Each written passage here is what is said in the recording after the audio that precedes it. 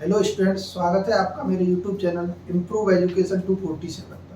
तो देखिए, पिछली क्लास में हमने जो बात की थी वो हमारा टॉपिक चल रहा था अवकलज के अनुप्रयोग। अवकलज के अनुप्रयोग के अंतर्गत हमने स्पर्श रेखा तथा अविलंब के बारे में बात की थी। इसमें हमने स्पर्श रेखा की प्रवणता कैसे निकालते हैं, अविलंब की प्रवणता कैसे निकालते हैं तथा इन दोनों के बारे में हमने बात की थी।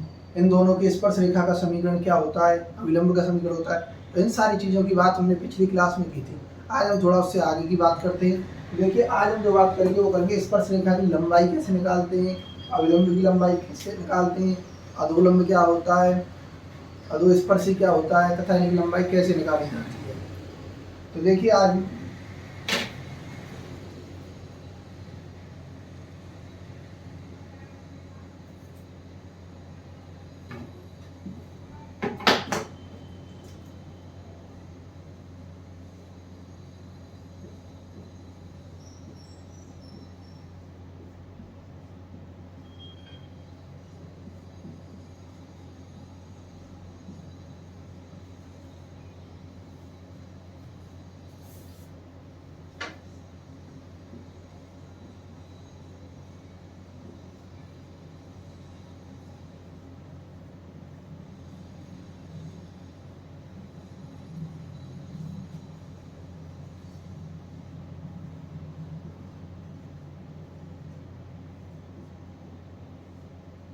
आज का जो हमारा टॉपिक है उसके लिए हेडिंग है स्पर्श रेखा की लंबाई, अविलंब की लंबाई, अधोस्पर्शी तथा अधोलंब।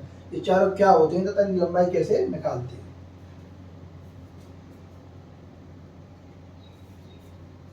तो देखिए, सबसे पहले एक वही हम तरीका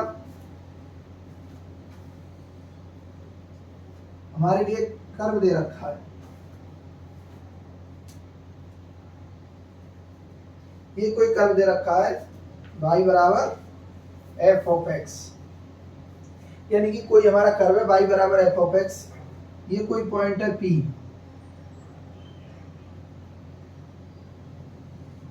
जिस पर एक स्पर्श रेखा खींची गई है। इस पॉइंट को अगर हम T नाम दे दें, यानी कि स्पर्श रेखा PT है। अब स्पर्श रेखा का जो लंबवत होता है वो होता है अविलंब।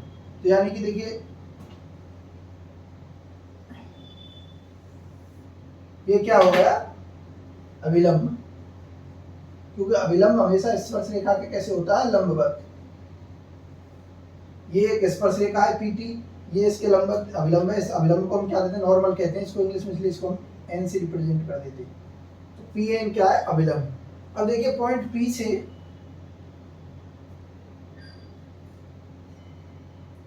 हम साम x अक्ष पर लंब डालें, इस पॉइंट को नाम दे देते हैं M। तो PM क्या है, x अक्ष से, सॉरी, पॉइंट P से x अक्ष पर डाला गया लंब है PM।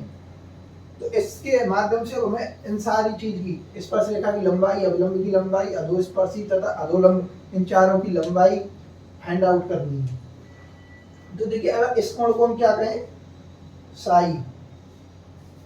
अब देखिए, ये स्पर्श रेखा, ये अविलंब है, तो ये कितना होगा, 90 डिग्री।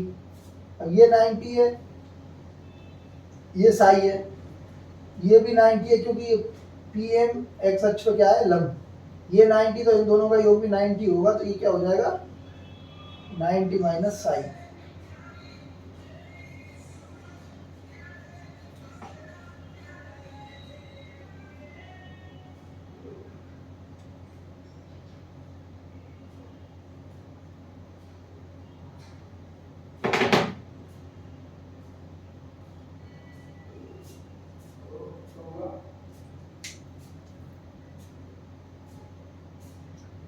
ये कौन हो जाएगा, 90 माइनस साई। अब ये 90 माइनस साई है, पूरा 90 है, तो ये भी क्या हो जाएगा, साई। तो देखिए, सबसे पहले अगर हम जैसे इस त्रिभुज में देखें, सबसे पहले तो आप देखिए कि स्पर्श रेखा, तो आप जानते हैं कि स्पर्श रेखा PT है, अविलंब इसके लंबवत है, तो ये PN है। तो अधोस्पर्शी क्या होती है, देखिए, ये जो लंब डाला गया है पॉइंट M, और ये स्पर्श रेखा है PT। तो T से जो M तक की लंबाई है, इसको बोलते हैं अधोस्पर्शी।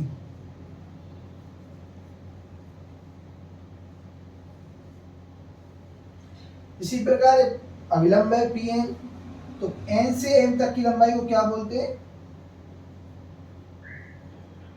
अधोलंब। टी एम को अधोस्पर्शी तथा एम एन को अधोलंब बोलते हैं। अब देखिए हम इस वाले त्रिभुज को लें, त्रिभुज पीटीएम में, तो कोसेक साई निकालें हम इसमें, तो कोसेक थीटा का फॉर्मूला क्या होता है, कर्ण बटे लंब। तो इसके लिए कर्ण क्या होगा, पीटी बटे लंब क्या होगा, पीएम। आपको ये पता है ये एक्स अक्ष, तो यहाँ से यहाँ तक की दूरी एक्स होगी, यहाँ से और यहाँ तक की, अगर बिंदु पी के निर्देशांक क्या है एक्स कोमा बाई है, तो यहाँ से यहाँ तक की दूरी एक्स होगी और यहाँ से पी तक की दूरी क्या होगी, बाई। तो हमें P T upon P M यानी कर्ण पी टी बटे लंब पी एम, तो पी एम की जगह क्या लिख देंगे हम, पी टी बटे ये बाई के बराबर है बाई।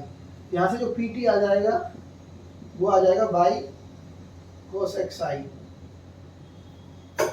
इसके बाद हम इस वाले त्रिभुज को देखें,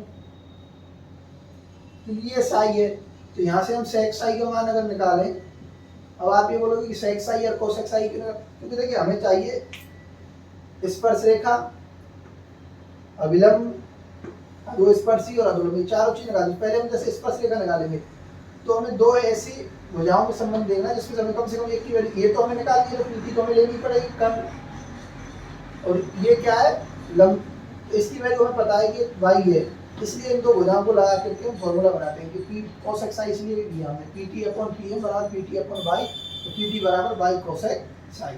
इसी प्रकार सेक साई यहाँ से निकालेंगे तो सेक साई का फॉर्मूला क्या होता है, कर्ण बटे आधार। इसके लिए कर्ण क्या होगा, इसके सामने वाली भुजा लंब, ये आधार हो जाएगा, तो ये 90 डिग्री है, 90 डिग्री के सामने वाली भुजा क्या होती है, कर्ण, तो कर्ण होगा पीएम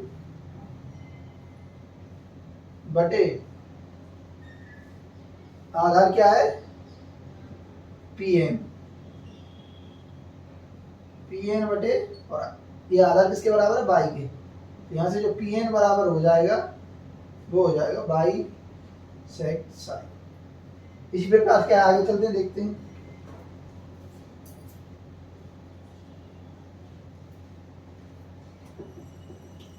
अब देखिए अब आज निकालना है ये वाली टीएम अधोस्पर्शी, तो अधोस्पर्शी के लिए हमें एक तो ये भुजा लेनी पड़ेगी, ये हमें ये पता है बाई एच, तो इन दोनों को ले लिए तो अधोस्पर्शी निकल आएगी।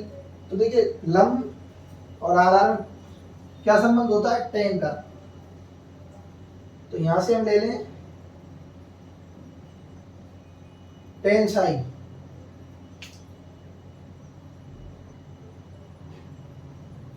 सॉरी देखिए टेन साई लोगे तो ऊपर लंबा आएगा बाई, नीचे आएगा टीएम, तो फिर और जो कैलकुलेशन है वो और क्रिटिकल हो जाएगी, क्यों बाई अपॉन टीएम आएगा, तो इसलिए हम यहाँ से कोट साई का मान निकालें।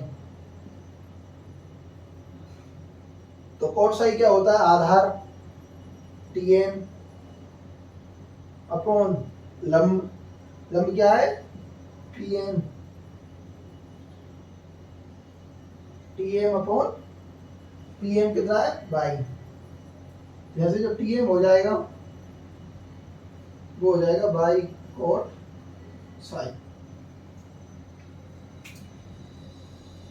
इसी प्रकार से देखो आगे चलते हैं। अब इस वाले त्रिभुज में देखें तो इसमें जो टेन साई की वैल्यू होगी, इधर निकाल लेता हूं, देखिए इसको,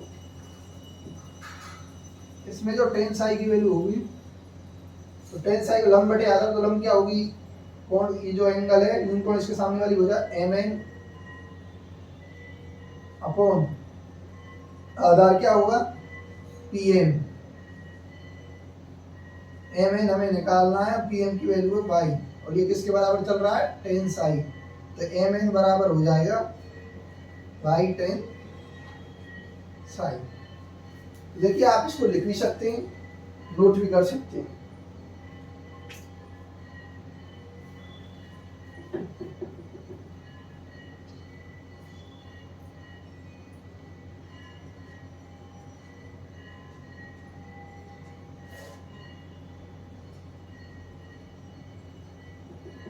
तो इसके बाद आगे चलते हैं, मैं इसको मिटा देता हूं।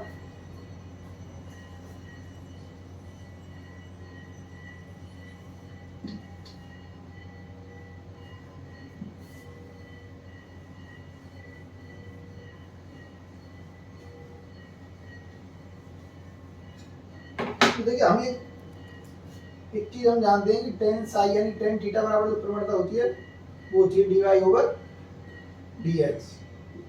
किसी भी वक्र पर मान चलो वक्र एक है जिसको हम x से रिप्रेजेंट कर रहे हैं, इसके अपॉन में हम एक मान लें। अब वैसे टेन थीटा का फॉर्मूला क्या होता है, लंब बटे आधार। तो ये लंब हो जाएगा ऊपर वाला, ये आधार हो जाएगा। इसको मान के इससे हम एक संपूर्ण त्रिभुज बनाएं, ये 90 डिग्री है, ये मान के चलो साई है, तो साई के सामने वाली भुजा लंब। लंब क्या है इसमें, d Y over D x. तो आधार क्या है इसमें, 1। तो कर्ण हम निकाल सकते हैं, लंब स्क्वायर प्लस आधार स्क्वायर, तो 1 का स्क्वायर तो 1 आ जाएगा, plus d y y over D x का होल स्क्वायर, ये कर्ण आ जाएगा। अब हमें ये क्यों किया, क्योंकि हमें तो यहाँ से क्या चाहिए, टेन साई की वैल्यू चाहिएगी, कोट साई की वैल्यू चाहिएगी, सेक साई की वैल्यू चाहिए और कोसेक। तो यहाँ से हम वो वैल्यू टेन साई, कोटेक साई, सेक साई और कोसेक साई, इन चारों की वैल्यू निकाल के हम उस फॉर्मूले में अभी जो निकाले थे हमने, y cosec psi, y cosec psi, y sec psi, y tan psi, y cot psi, उसमें रख देंगे। तो हमारे पास अधोस्पर्शी, अधोलंब, स्पर्शरेखा और अभिलंब की क्या आ जाएगी, लंबाई। तो देखिए सबसे पहले हम निकालते हैं स्पर्शरेखा। तो अभी जस्ट पहले हमने जो लिखा था स्पर्शरेखा हमारी पीटी आई थी और इसका मान किसके बराबर आया था, आपको याद हो तो बाई कोसेक साई।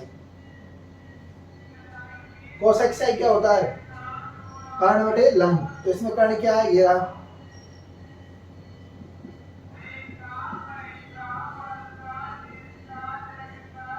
अपॉन लंब क्या है, इसमें न्यून कोण के सामने वाली भुजा हमेशा लंब होती है, तो इसमें न्यून कोण क्या है, साई, तो इसके सामने क्या है, D Y over D x. तो ये हो गया। अब इसको आप सॉल्व करोगे,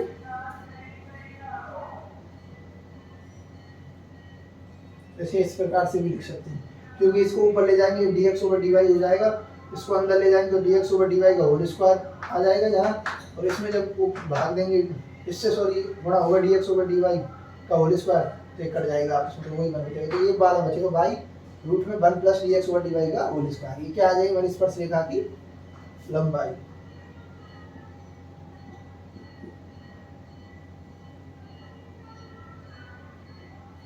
इसके बाद निकालते हैं अभिलंब की लंबाई।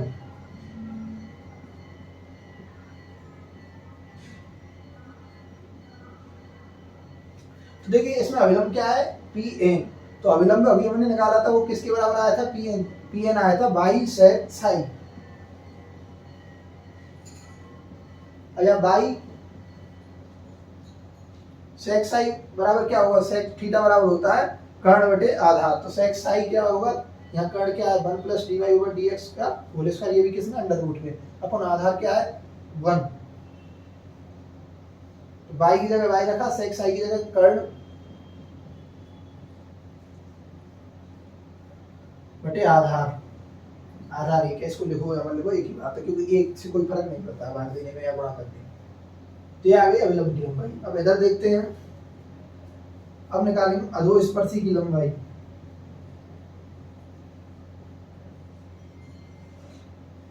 तो देखिए अधोस्पर्शी जो आई थी हमारी Pn, वो अभी हमने देखी थी, वो क्या आई थी, ये वाली आई थी बाई कोसेक साई, ये बाई सेक साई, और ये किसके बराबर आई थी, बाई कोट साई।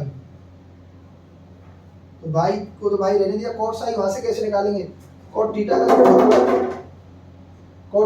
का जो फॉर्मूला होता है वो होता है आधार बटे लंब। तो उसमें आधार क्या है 1, लंब क्या है उसमें d Y over D x.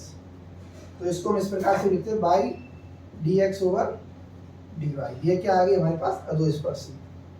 इसके बाद हम निकाल देते हैं अधोलंब। अधोलंब क्या है इसमें, mn।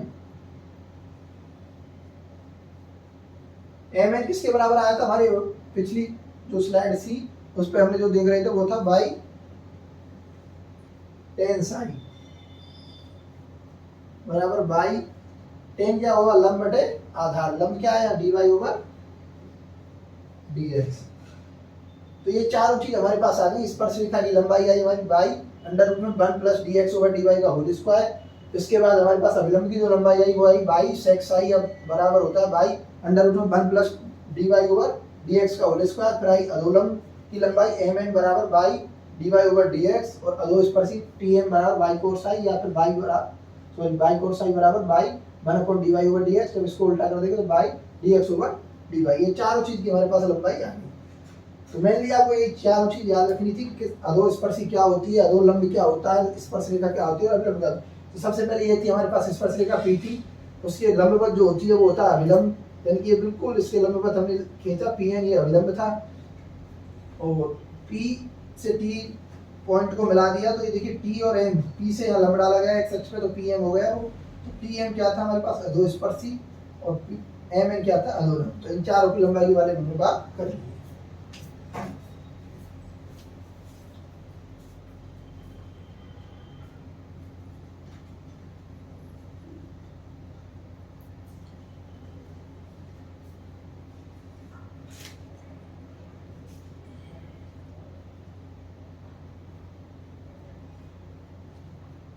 तो देखिए आगे चलते हैं, एक क्वेश्चन करते हैं इसके ऊपर।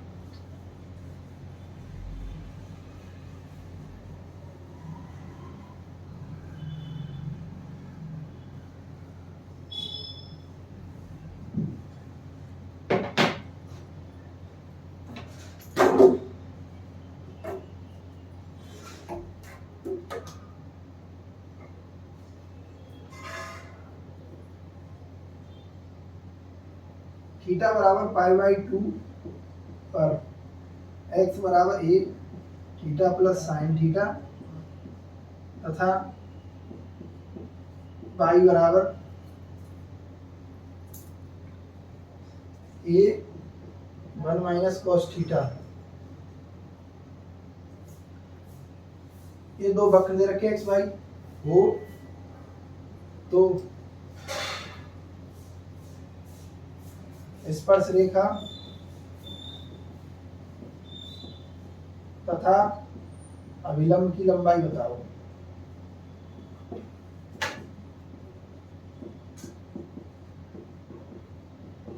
तो देखिए इसके लिए सबसे पहले हमें क्या करना है,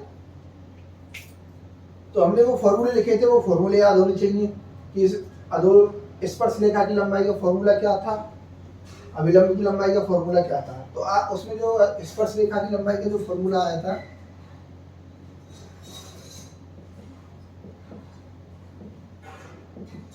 वो आया था y 1 plus d x over D y का होल स्क्वायर, तथा अभिलंब की लंबाई का जो फॉर्मूला आया था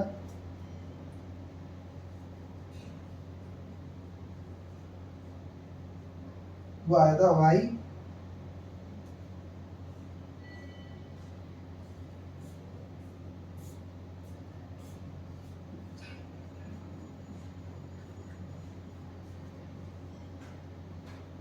D Y over D x का होल स्क्वायर।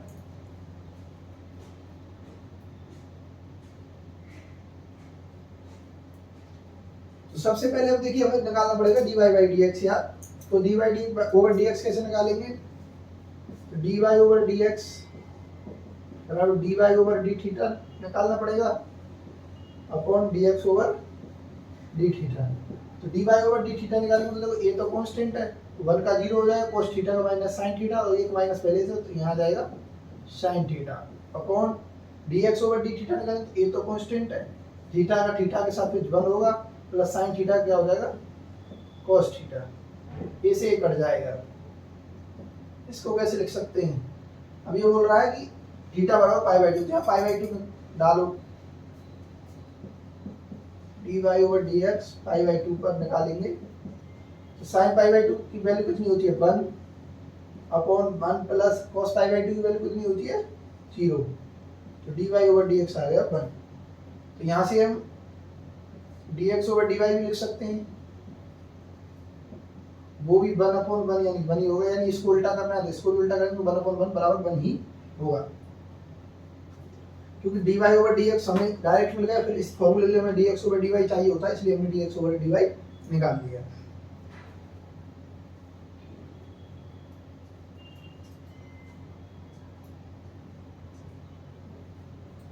लिख लिया है, आगे चलते हैं।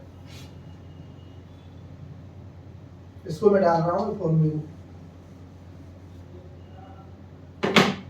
तो देखिए सबसे पहले तो उस फॉर्मूले में हम क्या आ रहा था, एक y और एक dy ओवर dx और dx ओवर dy, तीन टर्म थी उसमें। तो हमारे पास dy ओवर dx भी आ गया, dx ओवर dy भी आ गया, लेकिन अभी y आया तो y कैसे निकालेंगे? y किसके बराबर है? a 1 माइनस cos थीटा, और थीटा कितना दिया हमारे पास? π/2, तो a 1 माइनस cos π/2 यानी 0, तो ये आ गया a। तो इसके बाद हम स्पर्शरेखा की जो लंबाई आएगी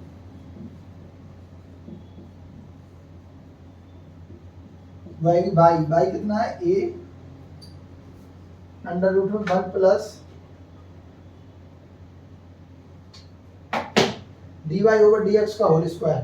तो dy ओवर dx का है ये रहा 1, एक का होल स्क्वायर 1 ही होगा, बराबर a रूट 2, a पहले और a अंडर रूट 2। इसी प्रकार अभिलंब की लंबाई निकालेंगे।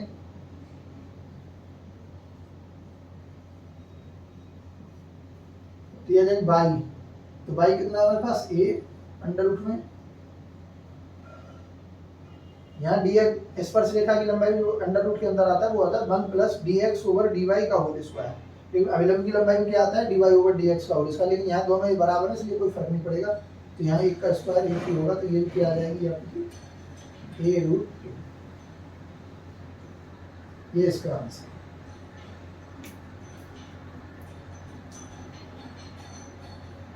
तो ये आप सभी ने नोट कर ली होगी और उम्मीद है सबको आपको अच्छे से समझ में आया होगा। और अगर आपको हमारी वीडियो अच्छी लगी हो तो चैनल को लाइक, शेयर एवं सब्सक्राइब करें और इसी प्रकार हमसे जुड़े रहें। आपको इस चैनल पर बेहतर से बेहतर जानकारी आपके लिए उपलब्ध करी जाएगी। धन्यवाद।